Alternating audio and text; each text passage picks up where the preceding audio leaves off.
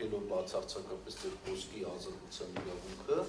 եւ ժամանակը, բայց այնուամենայնիվ մինչեւ արդեն 30 քանի րոպե խոսում եք եւ բազմիցս գնահատականներ տվեցիք, կարող եք գնահատել երևույթը, բայց առանց ինչ-որ պիտակավորելու։ Խնդրում եմ երբ ողջույնը ջանցեք եւ շարունակեք ձեր երևույթը։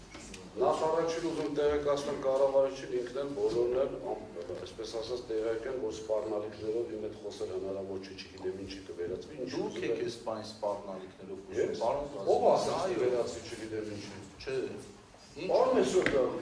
մենք ուզում ենք աշխատանքային, ուզում ենք աշխատանքային ընդհանրապես ես ամեն ինչ արել եմ, որ լսում ով ասեց կվերածվի, չգիտեմ ինչի։ Ես։ Չէ, ես ասում եմ, որ իսկապես պետք է կարողանանք սպառնալիքի մասին չպիտակավորել։ Ես եմ ասում, դիտարկման գալով ես Պարոն Մեսրոպյան, չի կարող։ Շարունակեք ձեր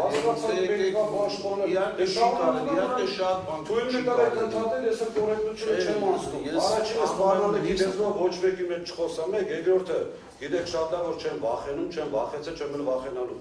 Եվ երկրորդը Եթե կառավարիչը եւ հանձնաժողովի աշխատակազմը իրենց թույլ են տալիս նյութերու մեջ մեզ սարքել հանցագործ, սխալ թվեր գրել, բարիս բուն իմաստով, հետո իրենք իրենց են հերգում են, ասում են դե քաղաքական, անձնականներ, ջա չգիտեմ ինչ ուզում գրում են եւ այլն, այդ ամենը չի համարվում վիրավորանք, ես ընդհանրապես որ ասում եմ սուտ եւ կեղծ տեղեկություն համարվեց վիրավորանք։ Պարոն Ղազարյան,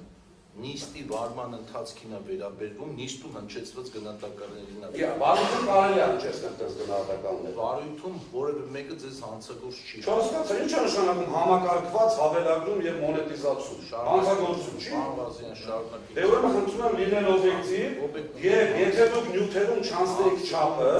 այսինքն չներկայացնեիք սեփականատիրոջը որպես, չգիտեմ, այսպես մոնստր, մեզ էլ հետը ձեռի հետ հանցագործներ, չէիք ստանել այս պատասխանը, խնդրում եմ օբյեկտիվություն։ Մաքսիմում հանձնաժողովը գոնե խնդիրը անկախ մաքսիմում օբյեկտիվ ենք։